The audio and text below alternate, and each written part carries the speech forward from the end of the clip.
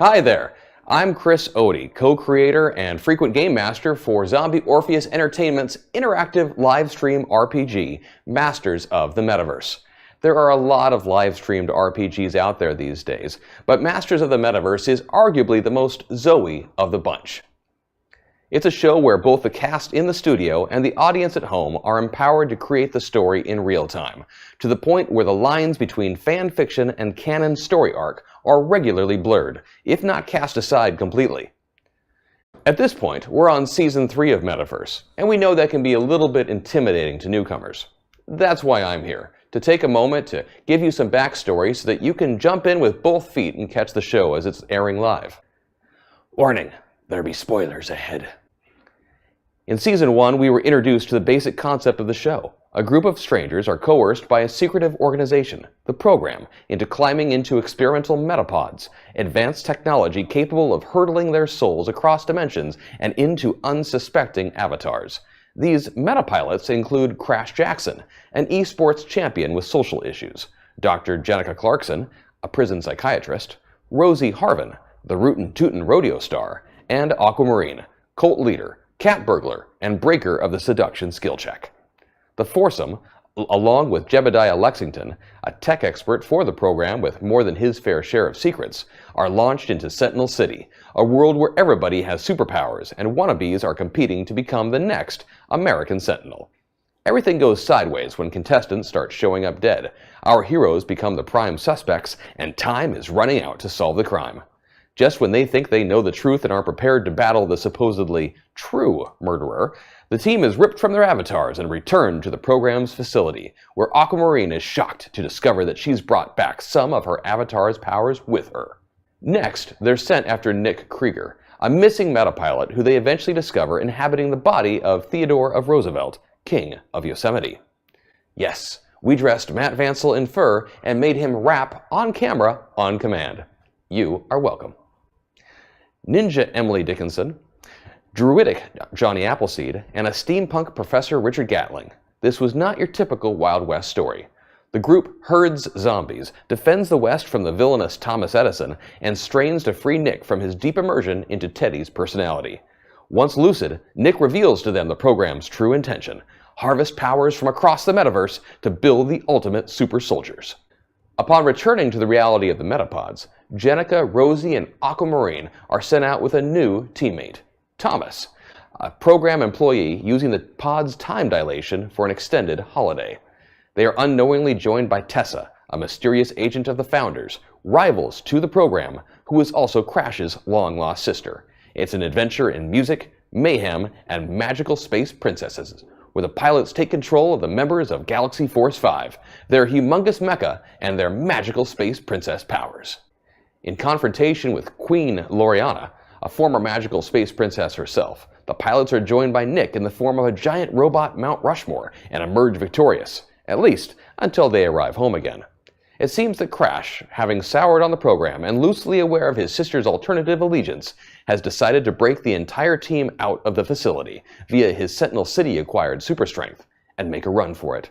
A chase ensues, and the pilots learn that they've been recruited by the Founders, like it or not. With the help of the Founders, the pilots return to Sentinel City and learn the shocking truth. Dr. Migraine, longtime friend and mentor to Crash's avatar Kid Titan, as well as Sentinel City's most powerful telepath, is behind the murderers and apparent suicides. He's been removing anyone who came close to discovering Sentinel City's biggest secret, the existence of a large, psychically powered dome trapping its inhabitants within. Doppelgangers of the team's avatars make one last attempt to pin the murders on our heroes, but they prove no match for the pilots and their assortment of avatar-enhanced abilities. Dr. Migraine schemes to co-opt the powers of his daughter, Molly Migraine, but the team manages to arrive in time, incapacitate the villain, and save the day. Thus ends Season 1.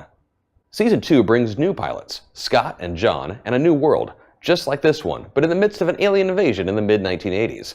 Unlike every previous reality, the avatars in this one are normal, with no special powers or abilities, and the pilots find themselves randomly shunted from person to person. Scott attempts to parlay with the aliens to his own advantage. The slurping out of his avatar's brain and his own horrific death in the Metapod world are his rewards for the effort. The pilots are joined by Nathan, who seems oddly interested in the commercial potential of the metapods, and soon learn that the program has been seeking out and murdering the real avatars of this world in an effort to locate and control an unknown artifact, which is eventually revealed to be Brad, the anthropomorphic turkey leg / Wanda friendship / Chad blaster, originally used by Thomas's avatar in the Magical Space Princess reality. They take Brad to the local Joe's Diner for safekeeping, Joe's being a reality-bridging restaurant chain found in every place they've thus far landed. A program-backed attack on their founders-provided mansion leads to the physical death of Thomas, but his soul, consciousness, something, becomes a ghost in the machine and is still able to interact with the pilots across realities. Thomas opens a hidden escape system from the mansion and sends the rest of them to a boat loaded with metapods and other supplies. The formerly locked world of Fartherall becomes their next destination. Side note, yes, there is a fully canonical Fartherall-based story arc in Metaverse. It took 6 episodes to cover 4 episodes worth of material, completely undid its own entire story arc with about 15 minutes left in episode 6, and then managed a resolution with no time to spare. In Fartherall, the resident avatars, a homicidal anthropomorphic rabbit, an octogenarian paladin with an open interpretation of her vow of celibacy, the Fifth Age's greatest bard and her biggest fan, who's also a struggling necromancer, and a wolf made of spirit jello who is trying to coax his reluctant chosen one into fulfilling her destiny, seek the missing Binky, Milk, and Blanky of the baby godling Amalia. Despite their collective best efforts, they manage to acquire all 3 items, and upon leaving Fartherall, the pilots find themselves adrift somewhere in the Adriatic Sea. Aided by a random megalodon, the pilots are shipwrecked on an ancient island with a mysterious temple guarded for 2,500 years by Zerates the Spartan. He reveals to them that the founders, the druids, shamans, and other mystical beings of old, were the first ones to gain the ability to traverse the metaverse via powerful conduits tapping into ley lines across the planet. They used this ability to right wrongs, slay beastly threats, and protect reality from that which normal people couldn't handle. But eventually, rivals to the founders arose in the form of the Roman Empire, from which the program eventually descended. Zerates attempts to send them into the reality known as the Arena, a place of caged gods, where the pilots are needed to save the world. Stepping through ancient pillars of power, the pilots find themselves in 1990s Colby, Ohio, where movies have come to life and are attacking the town. But before they can fully resolve the threat, their old friend Jebediah returns, packing his own avatar-acquired powers and a squad of programmed soldiers. A brutal fight breaks out, only to be interrupted by an earthquake which rocks the island and pitches some of the pilots in and out of the arena. We end Season 2 with Jenica and Aquamarine, their actual selves, not in any avatar form, standing in an apocalyptic wasteland, staring at a large pink dome in the distance and a lone sign. Welcome to Sentinel City. That brings us to Season 3, which has only just begun. 9 months have passed since Jenica, Aquamarine, Crash, and Rosie went missing in the arena with no sign of their avatar powers, no way to contact their friends, and no apparent way home. Eking out survival to the best of their abilities, our heroes face the grim possibility that this is where their story ends. For their superpowered Sentinel City avatars, it's been a year since the defeat of Dr. Migraine and their discovery of the dome trapping them all inside the city. Bombshell 3.0 is doing children's television.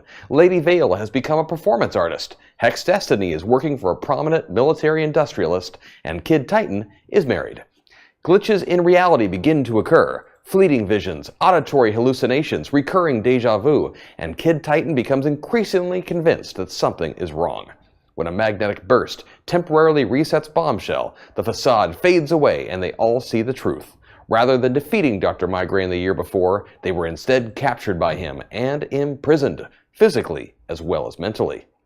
Meanwhile, the pilots have begun to regain some of their previously acquired avatar powers.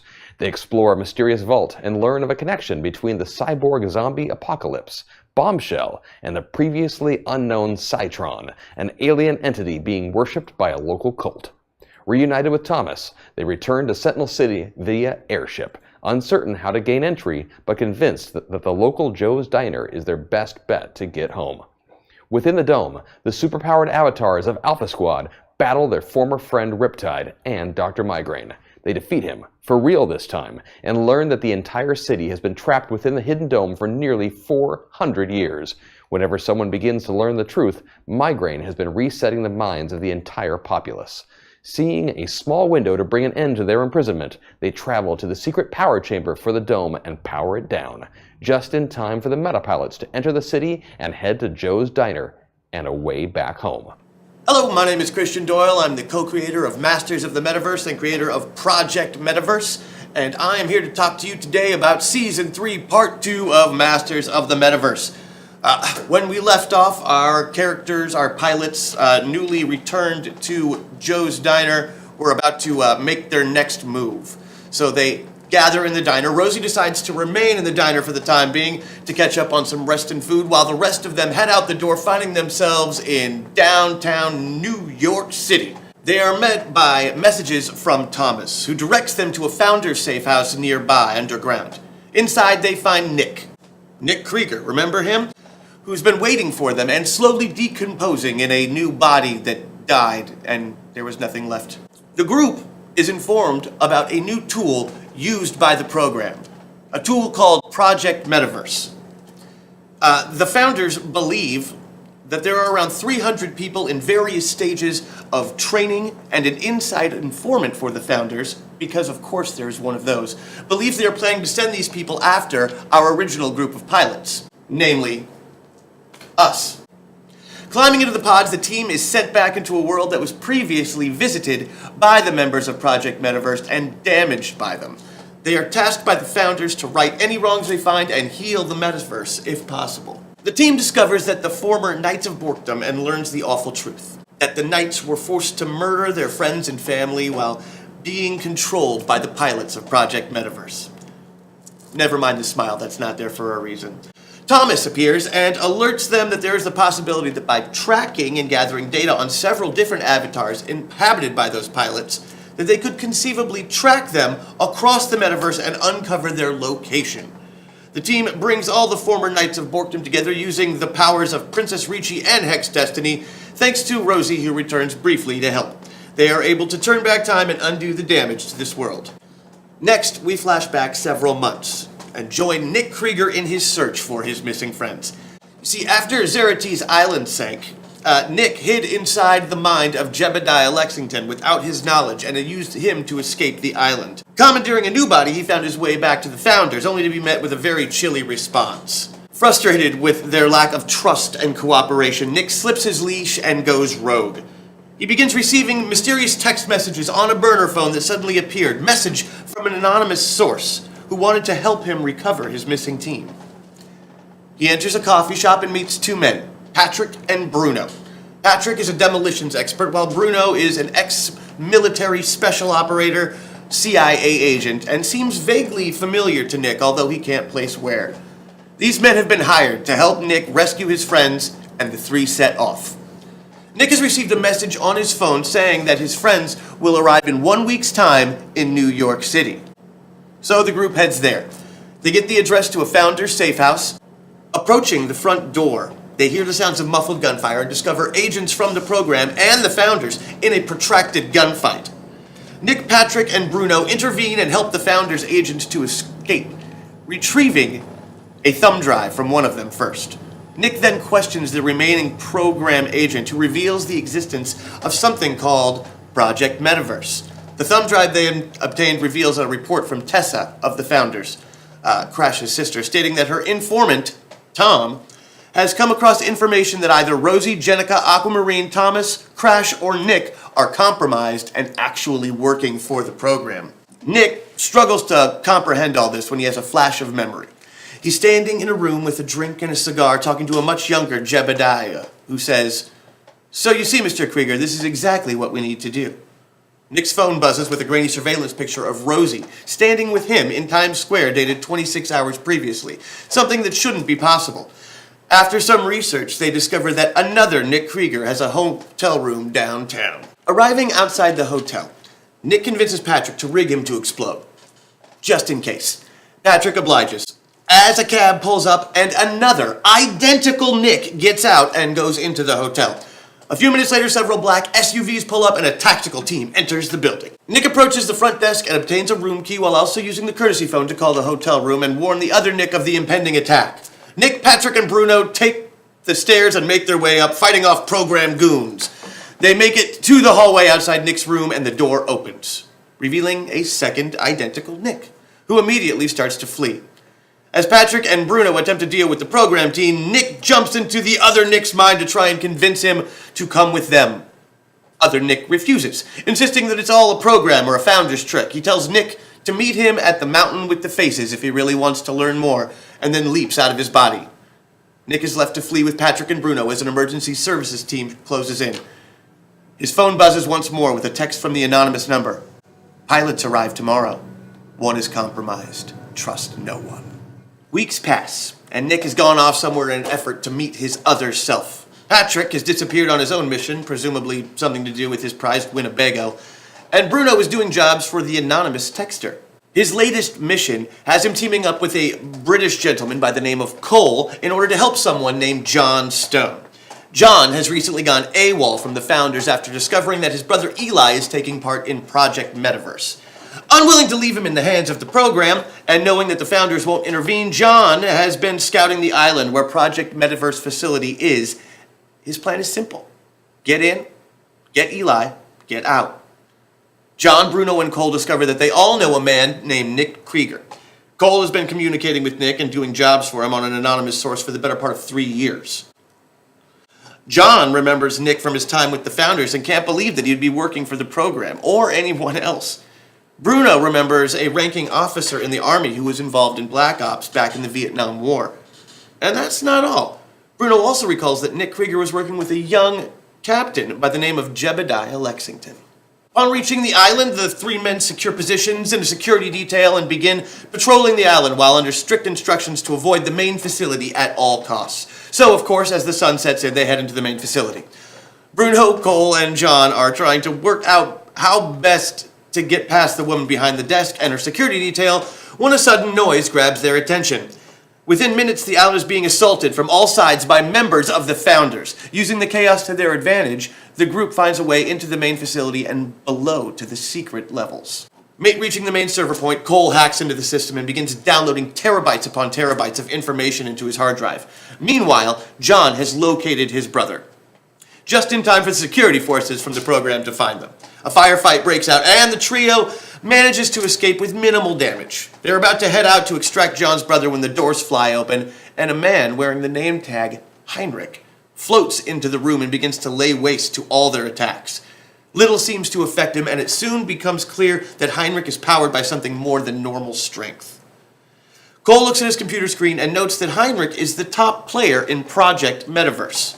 Thanks to some trick shooting and grenades, they manage to wound Heinrich enough to allow them to escape.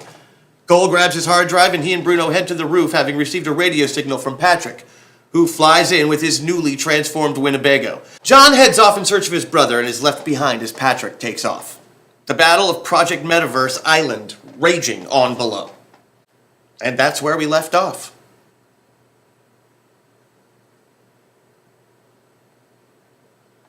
Hopefully there's more.